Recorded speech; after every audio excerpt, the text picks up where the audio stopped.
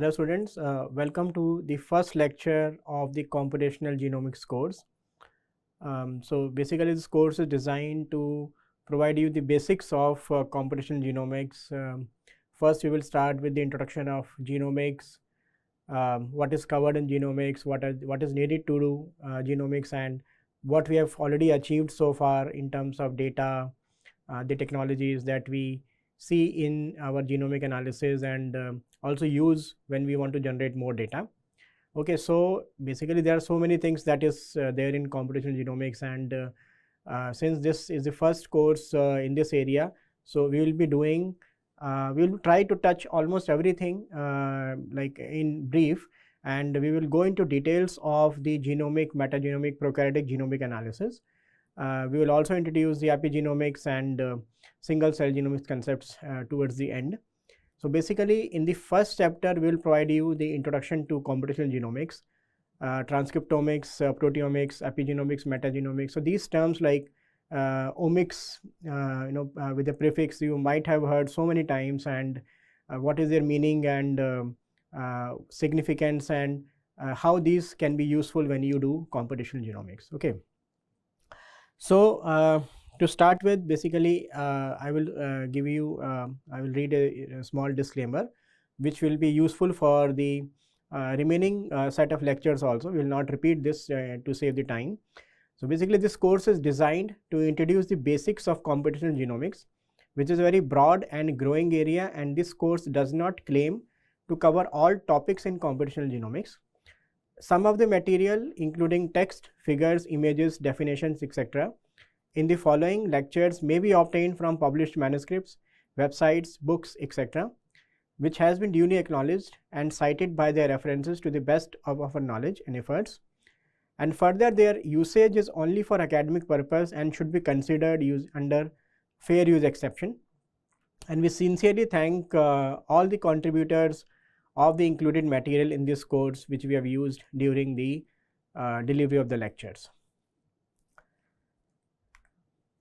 So the first term that we see is bioinformatics. So what is bioinformatics? So it is made up of two words, bio plus informatics, and if you say computational biology, then again it is computation and biology. Okay, so basically both are interchangeably used and indicate an area of biology which is now needed, where and which is also coming up in the last few decades, where we have generated so much data and knowledge in the area of biological sciences, and we can apply the computational methods to do the analysis of the biological data as well as systems, right? So this is likely to facilitate the experimental analysis and also to ask questions from this biological data. Okay, so basically it will deal with all genomes, genes, proteins, proteomes, cells, omics, all type of omics data, ecological systems, even robotic and artificial intelligence that deals with the like human intelligence mimicking or usage in the biological systems is should be covered here. And it's a highly interdisciplinary research area, and anyone from the field of mathematics, pure mathematics, or computational sciences can quickly learn the basic concepts of biology and computational genomics, and can apply their skills in this area, which is very much relevant and needed. Okay, and this is very significant today, the idea of computational biology, because today we are in the era where the instruments have become very high throughput and generating huge amounts of data that needs analysis, and which is lagging behind because that requires a direct human effort. Okay, and although the data production could be like in a day you can generate like TBs of data, but that analysis would take months. So that is why bioinformatics and bioinformaticians are very, very much needed. And basically this is an area like if you say computational genomics or computational biology, which allows you to harness the power of computation, biological data, high throughput experiment technology, and mathematics together to solve the biological questions and problems. And sometimes it could be like you are dealing with less amount of data or minimal amount of data, but you can also deal with astronomical amount of data, like in the case of metagenomics or like large proteomics, which is which requires a lot of computational power and also your skills and algorithms to deal with that, including basically to even structural biology also has requirement for a lot of computational time and analysis, right? And certainly these things cannot be done by traditional methods or experiments, which takes a lot of time, and this is likely to help and improve that thing, those efforts, and provide leads for the experiments. Okay, so why we need computational biology in bioinformatics is because we are dealing with complex biological systems and processes, and there is a huge data that has increased in recent decades, and for these complex biological systems, and including where basically the mathematical equations and usage of fast algorithms is very much needed. And sometimes it can actually replace the experimental work also, because for some things we know the principles very well, and you don't need to do experiment for that purpose, and basically the leads that you will generate from the computation analysis can directly be taken for the experimental, just for the confirmation or validation, right? Even the machine learning and artificial intelligence words that you see or listen to in these days is a part of bioinformatics, and they can definitely solve the biological problems, and actually they have been applied, and so many tools and web servers, websites are available to for the predictive biological analysis, right? So basically it all started with the sequencing of the first genomes, even before that the concept of DNA, and after that the method of genome sequencing, that is, or basically sequencing, DNA sequencing, that is by Sanger, which is even relevant today, then followed by small viruses, then followed by smaller bacteria, smaller eukaryotes, right? Then the yeast Drosophila genomes, and then the human genome, which was a landmark achievement, right? In the that started in 1990s, and basically the first draft came in 2001, and recently, like last year, we completed the telomere to telomere sequencing of the human genome, right? So all these efforts have actually led to the current advancements in biological sciences and bioinformatics. And today basically there is a huge rise in the data, the publications that are arising from those data, and the technologies that support the generation of that data, which we can tackle or use our skills in bioinformatics in the analysis. So if you see the current scenario today, there are so many genomic projects going on all over the world, and like this picture just gives you an overview. Like this is a JGI Gold website, which gives you an overview of what all is there. So if you see, like there are so many data genomes available, like for genome analysis, for metagenome analysis, number of metagenomes, complete projects is almost like 34,000, permanent drafts see like 18,000, organism sequence 4,87,000, archaea 5,000, bacteria 416,000, that means more than 4 lakh.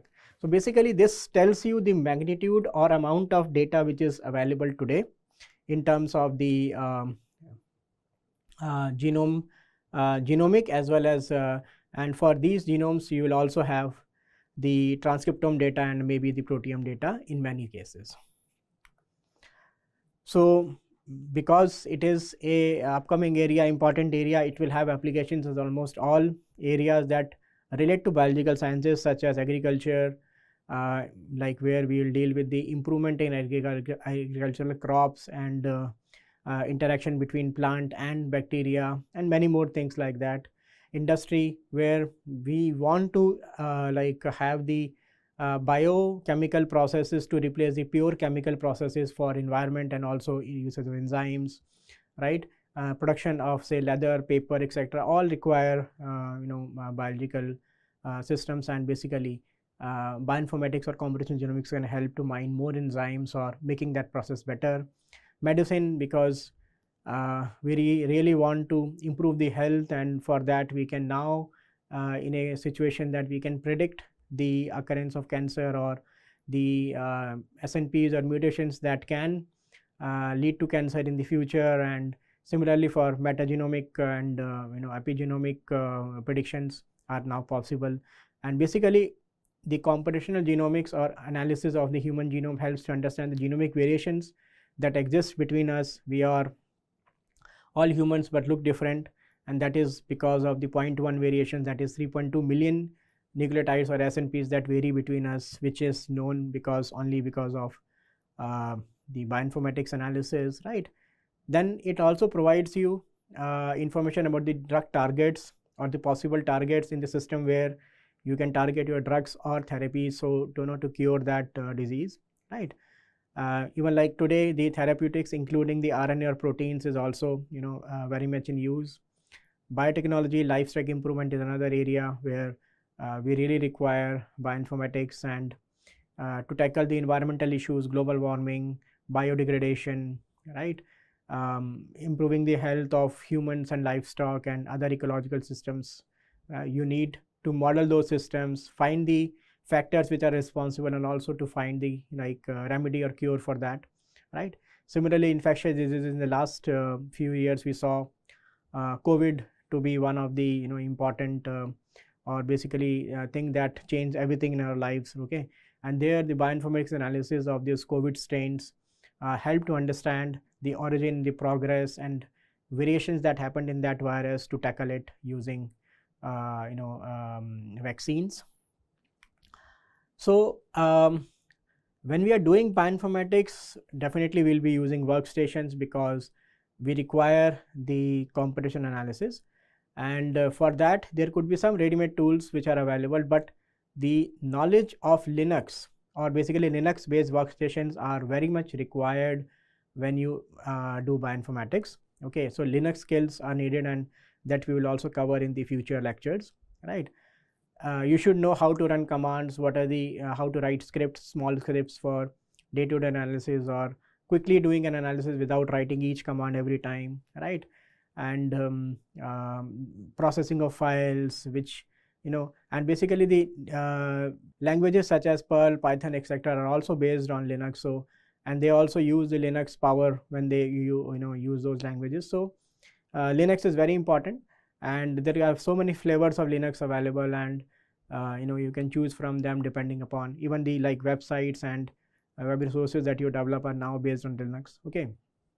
It also allows you to do database handling at the best, allows you to use because it is again like open source software, so it also allows the other open source software which can compete with the commercial software where you have to pay proprietary. So basically the open source software you can use here, and there are so many available for Linux. So many biological data analysis pipelines are available for Linux, right? And basically R, Perl, Python or are associated with Linux, and you can use that on Linux. So Linux is very, very important component of bioinformatics. And basically the languages Perl and Python basically saved the bioinformatics or led to the increase or rapid development in bioinformatics, because the people who were learning or coming into this area or venturing into this area were mainly the biologists, okay, initially, right? And for biologists it was very easy to learn Perl and Python scripts and write their own programs and codes to do the analysis, right? And having said that, basically now understand that these languages are easy to learn. These are high level languages, and maybe slow in terms of processing, but you will not realize they are slow unless you have used C, right? And again, like when you have and basically writing code is like writing English, and if you know the structure and syntax, and these are portable also, and basically once you have you want to increase the speed also in the future, you can convert that into an executable or write that in C, because writing the same one line in Perl may take like almost 20 to 50 lines in C, and you can use regular expression or these in Perl very, very easily. So basically these Perl, Python are very convenient and supported languages for bioinformatics. Just to give you an overview of some of the books, like you should use the O'Reilly books like Bioinformatics Computer Skills, Beginning Perl for Bioinformatics, Mastering Perl for Python, okay, for bioinformatics and R programming. So these are some of the books that I mentioned. There you can use any which is available to you, or all books almost cover everything, but these are the ones which are I think low cost also and generally available. So, just for your knowledge, I'm including these here. Okay. So basically today what we are dealing with is a kind of loop which is interconnected, such as the experimental biology that has generated the data or given us the concepts of biology, okay, which are validated, right? And then basically that data the bioinformatics or bioinformaticians use, okay, to ask new questions or more questions from that data, okay, and then again create predictions or leads that can again go back to experimental biology for the validation, and basically this cycle continues. So basically both are interdependent upon each other, and it is not that only bioinformatics or experimental biology can do everything. So, and there are people who can do both areas very well, and those are also much needed. Okay. And if you relook at the central dogma of computational biology, basically it is a biology that provide insights, concepts, fundamentals, right? Okay, which are translated into technology, because those are aimed at producing that biological data and the analysis, and then that data goes into the computation in the form of new software or algorithm or the analysis or hypothesis, which again go back to biology, and this way the cycle or the central dogma of computational biology moves on. Okay, and now coming to before starting with genomics, basically the first molecule or the important molecule that we should talk about is the DNA, which is the molecule of life, from which basically that is the central part of all your genome and codes for everything, or the phenotype, all genes, proteins, RNA, everything is coded by DNA. Okay, so that is the molecule from which the things start. And just to give a brief overview of what DNA is and DNA or RNA are, basically they are nucleic acids, right? And when they are in the form of DNA, the nucleotides are in the form of a polynucleotide. Okay, that means the 4 basic nucleotides that are A, T, G and C, adenine, guanine, cytosine and thymine, are arranged in the form of a polymer or polynucleotide, okay, which forms the DNA. Okay, and there is a complementary base pairing between the 2 strands of DNA, right, which actually gives the structure of the DNA, which packs into the histones, over the histones, and in the cell, in the nucleus, right? So basically that has a nitrogenous base, a nucleotide, a 5 carbon sugar, a phosphate group, and so this is the structure of one nucleotide, you can see, right? And basically this structure, there is a sugar in between, a base attached to this side, and a phosphate group, okay, triphosphate at this end, right, which and among which basically purines there are 2 purines, adenine and guanine, and 3 pyrimidines, cytosine, uracil and thymine, and you can see these are single ring structure, these are 2 ring structures, and there's a lot of similarity between their structures, and that is why A pairs with T and G pairs with C, which was given by Chargaff this way. So basically the structure of DNA was solved by or proposed by Watson and Crick using the data produced by Rosalind Franklin, right? And the principles of this pairing was given by Chargaff, that is G will pair with C and with triple bond, and A with T with double bond, right, which was actually translated or converted into the DNA structure that we see today, and use it for our analysis. Okay, so now this DNA structure, that is ATGC, which is in double strand, right, a polynucleotide, can be converted into a text, right? And because, for example, if you have a chromosome that has almost like over 50 million nucleotides, or a bacterial genome that has 5 million nucleotides or something like that, right? So you can write that text of DNA into ATGC, right? It could be continuous, or you can put a breaks in the lines, right? And that text you can read and analyze, and basically in the form of codons or various regulatory sequences, repeats, etc., and you can find out so many things from that text. So basically that text can be read in many ways using some principle that we have formed in our theoretical biology books, right? and for reading that text we can write program and scripts which will find out those features from that text, right? And basically this all gives rise to the area of like computational biology or computational genomics, where we are reading the genome and analyzing it using our computational skills and resources. Okay, so for example, this is one DNA sequence, so you can see here. So these are 2 strings of DNA sequences, right? So now from like this part, if you see, which is highlighted, you can see there are 2 changes or 2 nucleotides highlighted over here. Okay, so basically those are like, those can change or form SNPs, or mutations can happen in those regions. Okay, this could be the heterozygous positions, or it could be SNPs between individuals. So all these things you can find. So you can find and you can read in between this, like this could be a continuous stretch of DNA, and you can identify substrings or strings which even code for exons, introns, intergenic regions, regulatory regions, or complete genes and like that, right?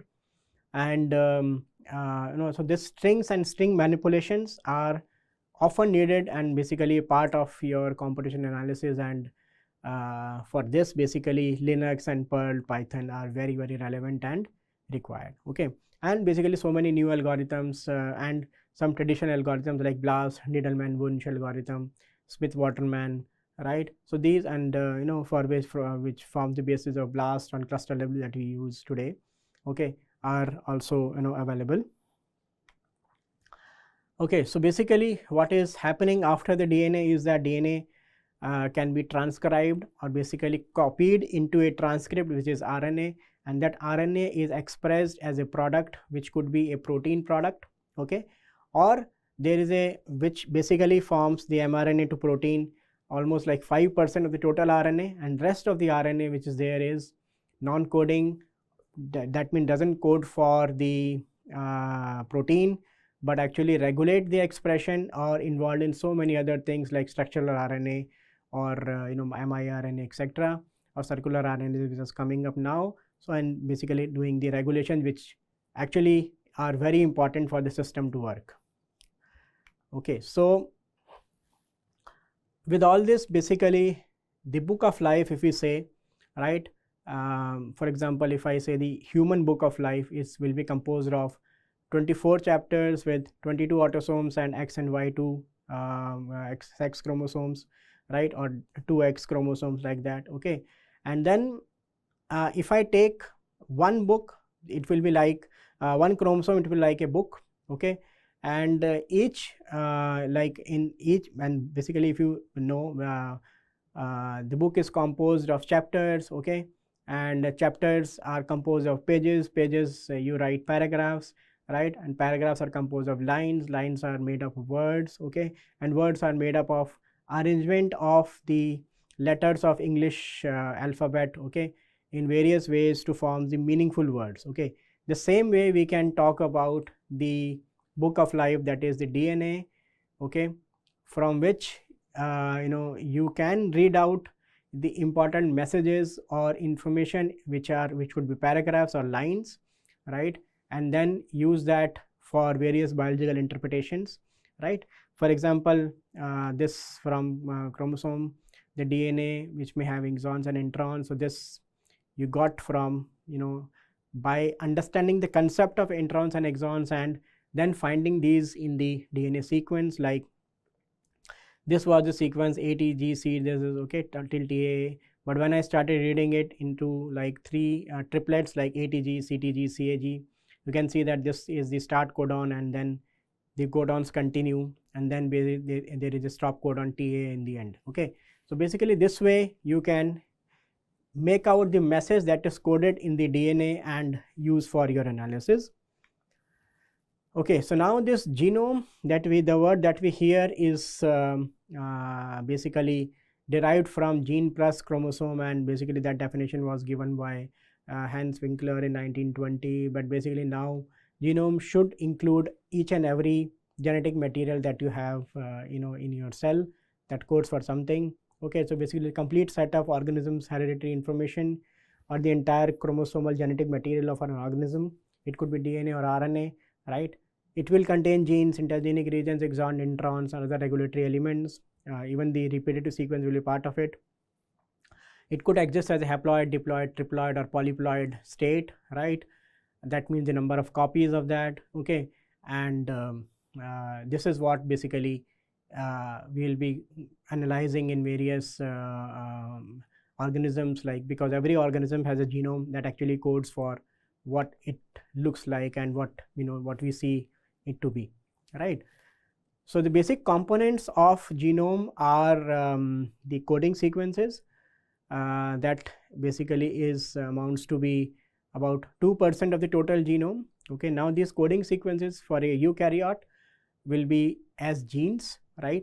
And then including the exon, introns, this may constitute almost 25 to 27% of the total DNA, right? And about 50 to 55% will be repetitive DNA, okay, including tandem repeats, transposable elements, retroposons, okay, and LTRs, etc. And among the RNA that is coded, there will be a large proportion of non-coding RNAs which are encoded by the genome, right? So basically genome is a complex thing which includes so much information, like you can see here, and for which you require skills and specific analysis, focus analysis to understand it. Okay, so basically genomics, as I said, will be the study to study the complete set of genes in an organism, and or basically the genome, okay, and the genome will be the total DNA content of the complete set of genetic information inside a single cell. Even when I say complete set of genes, basically it will include not only the genes but also the intergenic regions, the things that regulate these genes, including the RNA or other regulatory elements, transcription factors. Everything will be part of genomics. Okay, the entire genetic makeup of an organism, including the organization, regulation, function of genes within the cells, and which can be used to get information on the development, disease, evolution, and the phenotype of the organism. And basically today this area is evolving very fast because of the improvement in technologies and reduction in cost, right? So if I say computational genomics, like from starting from the DNA, you will be getting the DNA from an organism, you will be doing a sequencing, and after that sequencing will break the DNA into multiple pieces, because the technologies have the limitations of not reading the entire chromosome in one go, but you have to break the chromosome into pieces, and then pieces of DNA are read in the form of reads, okay, which are again assembled, annotated for genes and other elements, and then allows you to do the comparative genomics, okay. That means comparing within the genome, between the two genomes, like human or chimpanzee, okay, or the other primates, right, and finding out the common or differential elements to say that, okay, what was different between, like, in the evolution that made human and chimpanzee. And similarly functional genomics, that will deal with the functional components of the genome, including everything that does a function, genes, the RNA, proteins, or transcription factors or other molecules in the cell, right? And the genetic variations, the structural variations in the DNA, everything will be part of the computational genomics, right? So from a genome, basically, which we have just discussed, the next thing that is important for us, the transcriptome, okay, where basically it is coming from the genome, derived from the genome. It's a transcript that is read from the genome and made a copy out of it, okay, and that copy could be a coding copy or non-coding, okay, and does a function in this cell, right? And then the copies which are coding will lead to the proteome, and end up becoming proteins or enzymes, and which are actually the functional moieties in the cell, right? So if I say genomes, then how many types of genomes are there? So it could be prokaryotic genome, eukaryotic genome, right? So you can see, like, prokaryotic genome is circular, whereas eukaryotic is arranged in the form of linear chromosomes, okay. There could be a nuclear genome, okay, which is basically you can say, like, that DNA you should call chromosome, and there could be extra chromosomal DNA that will include plasmids or basically the mitochondrial genome or chloroplast genome and like that. Okay, so there could be so many types of genomes, but actually the nuclear material or the thing which is there in the nucleus, or in the case of prokaryote, the larger genome or genomic fragment, or the circular fragment is actually the chromosome, right. So now as I said, prokaryote, eukaryote, just to give you a quick overview of their differences. In the eukaryotes, the DNA is organized inside chromosomes inside the nucleus, right, and also in the mitochondria in case of all mammals and animal cells, and in case of chloroplast also in case of the plants, right. And in prokaryote, basically it is there is no nucleus, there is no membrane bound organelle, but a nucleoid which actually is associated with the genetic material.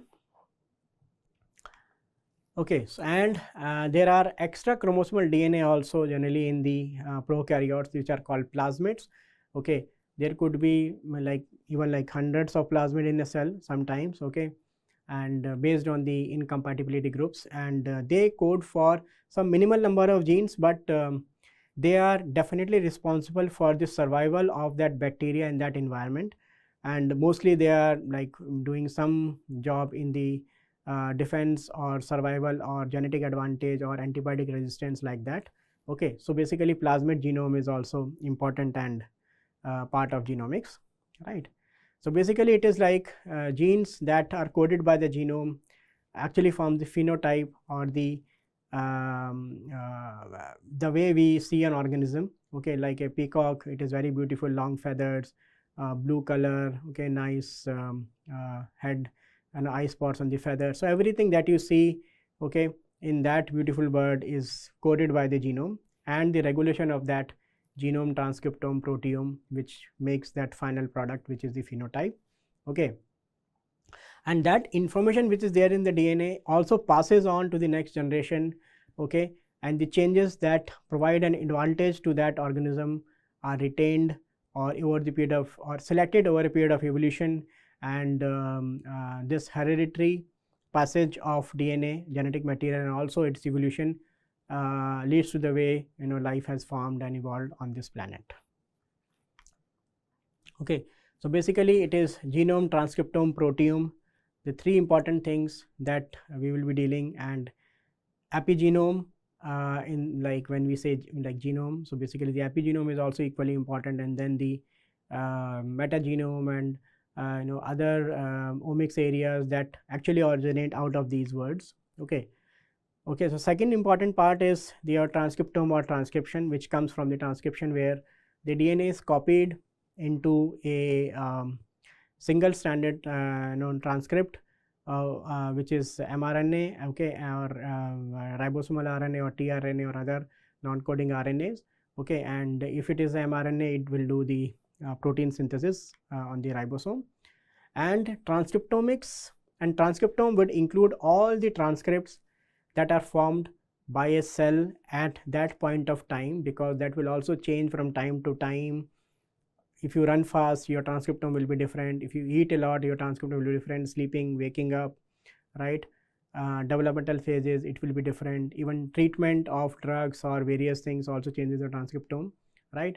And the study of the change or the entire set of things that are included in the transcriptome is called transcriptomics, right. So basically it is not limited to only the coding mRNA or the transcripts that form the proteins, but everything and anything that are RNA and coded by the genome. Okay, so basically the RNA, when I say if I take out the total RNA from the cell, it will be containing coding RNA which is only 4% or less, right, and rest will be non-coding RNA, and the majority of that will be structural RNA like ribosomal RNA or transfer RNA, and the other regulatory RNA such as long non-coding RNA or miRNA, etc., right. And this coding RNA, which will ultimately form the mRNA, basically expressed first as pre-mRNA and then forms the RNA. So basically all this is a part of the transcriptome, and we are still discovering a lot of the transcripts or RNA which are playing the regulatory roles in the various genomes. Okay, so that gives rise to another area which is computational transcriptomics, that deals with the complete set of RNA transcripts produced by an organism. Okay, the level of transcription, that how many genes are expressing, what is their expression level, are they rising or decreasing upon any treatment or any change or developmental stage or point of time, right? How that can be compared with another organism of the same species or other organism of different species, right? And basically any question that you want to ask from that expression, or basically the forming of transcripts to their level and their regulations, right? Okay, so basically when genomics help you to understand the evolution relationship, agriculture application, therapies, genetic variations, etc., transcriptomics can help you to understand the gene expression and its analysis, the alternate splicing, the isoforms that form that are originated, annotating the genome, making the information of genes and exon intron boundaries better, right? And also to identify novel genes. So basically both have their own roles when you do the genomic analysis. Okay, so if I ask now a question that what actually is making a protein, okay, which type of RNA is used to make a protein? Okay, so basically among these three, if I ask you, what should be the answer? So basically it will be the mRNA, and the rest, and that will only be less than 4%, okay, or even lesser, and the rest remaining tRNA, ribosomal RNA, and other RNA are the structural RNA or the regulatory RNA, which constitute almost 96% of the total RNA or the transcriptome. Okay, then comes the area of protein and proteomics, which is even more relevant because this is the final level which actually do the function in the cell, the proteins, right? And there could be DNA coding for some RNA, but then after the modifications or the level of expression and the regulation that happened during that time actually lead to the final phenotype. Okay, so proteins are very, very important moieties, and the proteome and proteomics field helps to understand the function of these protein coding sequences in a like deeper way as compared to genomics. And this area is also a little more tricky and requires more effort in terms of the proteomic data analysis and interpretations. Okay, so basically here also you will start with having the protein, extracting the proteins from the cell, digesting it, making the peptides, separating it, doing mass spec, and then the data analysis. So studying all the proteins of an organism can be called as proteomics, and it will be combining so many technologies that exist to do the understanding and level of expression of those proteins or the functions, and also like basically the analysis that basically you can do by MALDI or LCMS, GCMS, or CD, and basically okay, so basically proteome data is also increasing now, and this is becoming an important area along with the genomics and transcriptomics. Another area I want to introduce, and we will also cover later, is the epigenome and epigenomics. Okay, so we have the DNA, but there are chemical modifications that happen on that DNA, which is our genomic DNA. Okay, and that modifications can alter the expression of the genes that are transcribed from there. Okay, from tissue to tissue, from in the various developmental stages, and okay, and that variations could also be because of the environmental exposure or because of any methylation patterns, right, that happens inside the cell. Okay, that introduces the chemical tags called methyl groups to the bases, okay, which can turn on and off the genes and alter their expression, right? Even histone modification exists that affect the DNA indirectly by attaching moieties to or tags to the histones. And okay, so basically epigenomics helps you understand the other factors that change the expression level. And today epigenomics has gained a lot of importance in medicine, in cancer, and so many things that we see where genome cannot explain, but epigenomics can do in those situations. Okay. Similarly, like when we are talking about genome, proteome, transcriptome, okay, generally like technologies that we use help you to extract the total RNA, not from a single cell but from multiple cells. So you exactly do not know that what genome or transcriptome or proteome you are getting from that particular of a single cell. It could be very important when you're dealing with cancer cells. So one cell could be cancer which has gained a mutation, other cell could be the normal human cell, right? So getting the DNA out or transcriptome or proteome from that cancer cell or the cell which is treated by something, okay, can help you to understand that what exactly changed in that cell, and that is very important for the single cell genomics. Okay, even for a bacteria, if you see, like if you see a plate or petri plate, a pure colony or culture of bacteria also, every cell may have some different level of expressions or the DNA, okay, some are mutations or not, okay, and those can be covered by single cell omics, genomics, transcriptomics or proteomics. Okay, so this area is also very important and becoming very relevant today to understand what changes in a cell or the cellular differences in a cell due to the in context of the complete microenvironment. Okay, now if you talk about the like prokaryotic cells, the bacteria, and you want to study them. So basically so there is no place on this earth where bacteria does not exist, right? And but we know only like 0.5% or even lesser than that, okay, of them, because actually to know them you have to culture that, and today like the culturing or the methods by which we can know bacteria, that is the looking under the microscope or on the petri plate or in a glass flask, okay, can you have to know the media you want to prepare, the physical conditions and its dependency on the environment and other microbes in that environment. So basically that does not allow you to culture like 98% bacteria by the traditional methods, and that is why metagenomics has emerged as an important area which aims to get the genetic information of all the bacteria in an environment.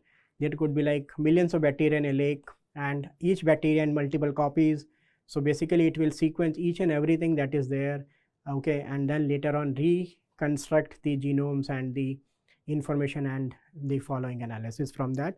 So metagenomics is an area which helps you to understand the bacteria in their natural state or in the environment, right? And it is culture independent. You don't need to culture, you can directly extract the total DNA from the environment and do the analysis after sequencing, right? And it has become very, very important field today. And it could be the human samples that you can take, like skin microbiome, facial, scalp microbiome, gut microbiome, okay, oral microbiome, or it could be the microbiome of your hands, which are touching so many things every day, of the lake, of the water that you drink or use it for other purposes, right? The sea water, fresh water, hot springs. So everything may have a different set of microbes, and their understanding can help you to understand, for example, a healthy microbiome in the case of gut, or a disease microbiome or dysbiotic microbiome in the case of Crohn's disease or ulcerative colitis or IBD, etc., right? So basically it can help you to answer that what is there, which microbes are there, what are they doing, right, in that environment, okay, and how they are doing that in that environment, okay, and how many are there also. So basically their count, their identity, their function and their role in that environment, you can understand everything by using metagenomics. Okay, and typically the difference between genomics and metagenomics is that in genomics you are dealing with the extracted genome from isolated cell or from a colony or pure culture, and using the basically if I take a pure culture, the DNA that I'll extract from those cells will be like almost identical, and what I sequence out of it will be only from one bacteria or one cell, right? Whereas in case of metagenomics, you are dealing with each and every bacteria which is there in that environment, get the total DNA out, okay, break them into pieces, okay, and then doing the sequencing. That means you will be getting a mix of all the bacteria in that environment as small reads that comes out of the sequencer. Okay, and today, for example, the human microbiome is called as the second genome, or okay, because the total number of microbial cells actually outnumber the number of total human cells in the human body by a little margin. And if you say, like in your gut, you have almost 2 kilograms of bacteria, okay, of more than 1200 species, and when you say, like, I have a gut feeling, you may be expressing the feeling of those microbes, right, which are doing a lot of important functions in your gut, including breaking down of food, protecting against the pathogenic microbes, okay, because you may ingest those by mistake, okay, in contaminated foods, etc. Metabolizing the anything that goes into, like, it could be drugs or medicines or pharmaceuticals or nutraceuticals, etc. Okay, they are there in your gut. Your skin from top to bottom is exposed to environment and has a resident bacteria and transient bacteria all the time. Okay, oral cavity contains a lot of bacteria that changes from time to time, and also depending upon your food habits. So basically everything that is the group of microbes or community microbes that exist in these environments, we can easily cover by metagenomics. Okay, then when you do this genomics, like either human genome or a single genome, metagenome, epigenome, the function of the genes or the proteins which are there, or the components, it could be repeats, it could be regulatory elements, or allele, or any component in that genome, transcriptome, proteome, etc. Right?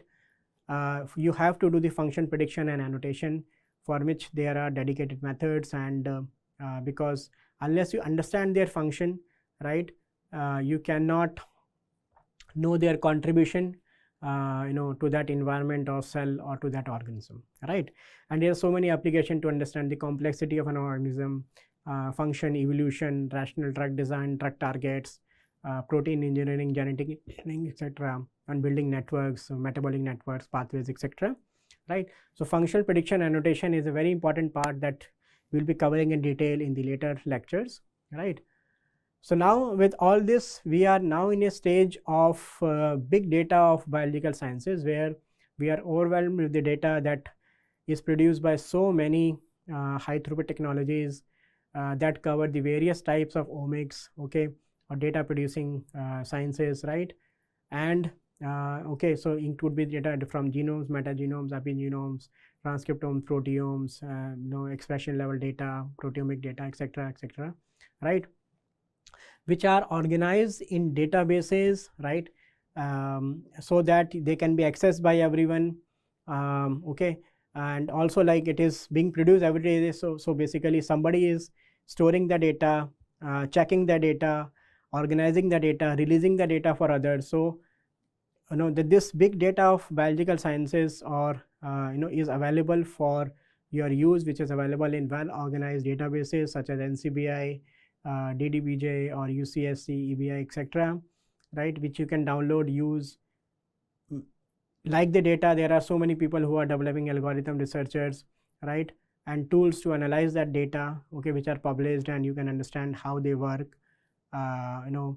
what is the achievement or improvement of method A over method B from those publications, okay. So similarly, phylogenetic analysis, phylogenetic data, right, there could be raw databases, curated databases, right, even like the human genome is improving from 2001 to 2022. There will be several versions of human genome which are available in the databases, right, so archives of those data. So everything is now in the databases, and the computational genomics and computational omics helps you to analyze this data in a very organized and standard manner, okay. And the amount of data, if I just give you a clue that how it is increasing, basically the growth, you can say, is astronomical or geometrical, okay. The cost to sequence a genome basically is reduced to like almost less than 700 rupees per billion base pairs or GB, right, from like very high in 2001, okay. The number of publications, the data that is produced every 7 months is almost doubling, right.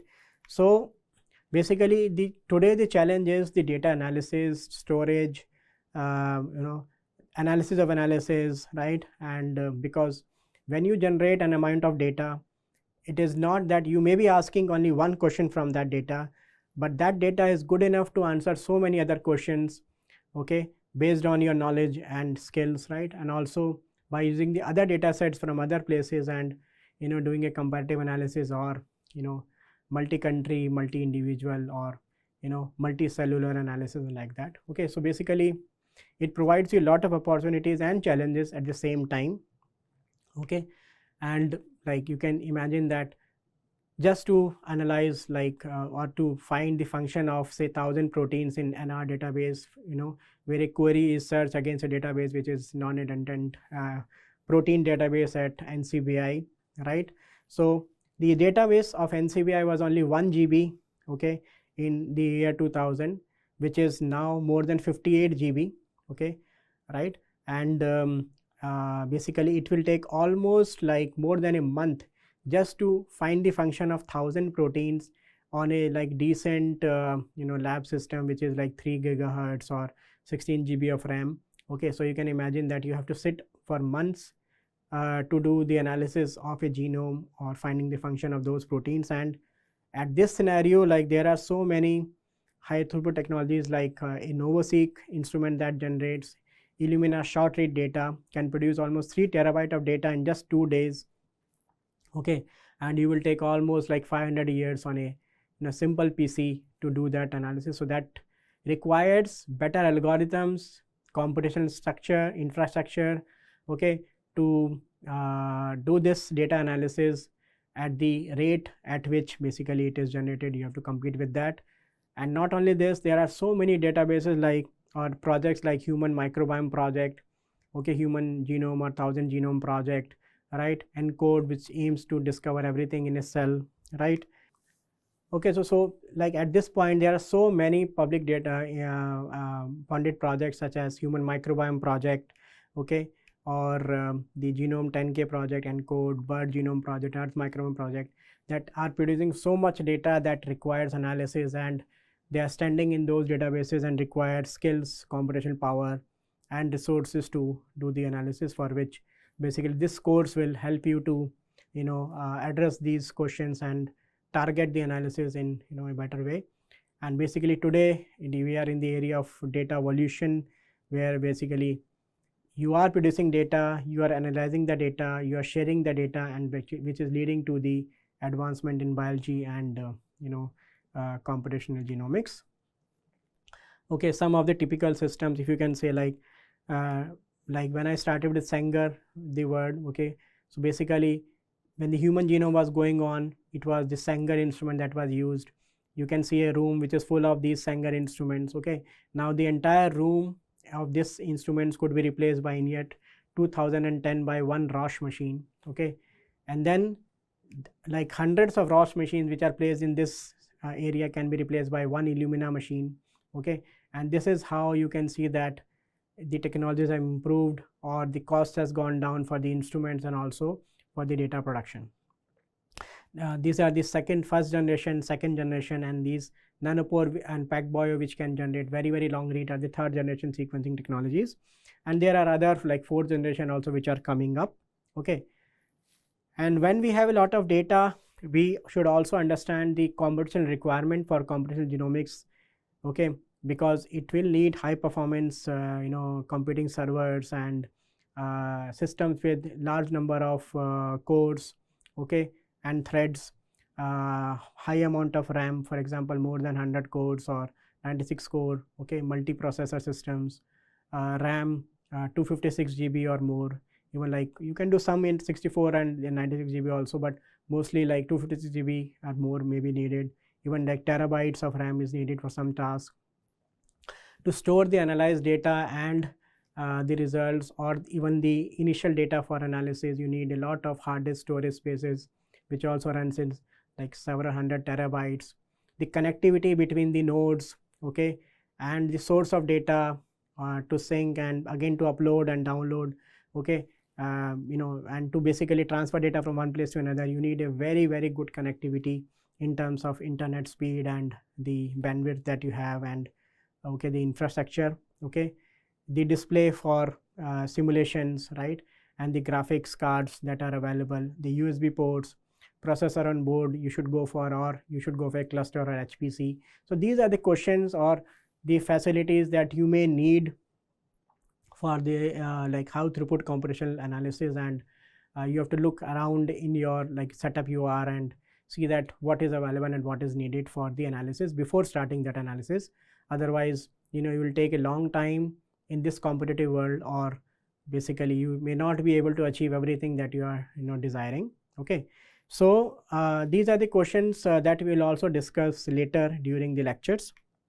Okay, so basically this lecture was an introductory lectures to the area of computational genomics, where we covered the basics of genomics. We did an overview of the computational genomics, transcriptomics, proteomics, epigenomics, metagenomics, and other kind of, you know, omics and their applications.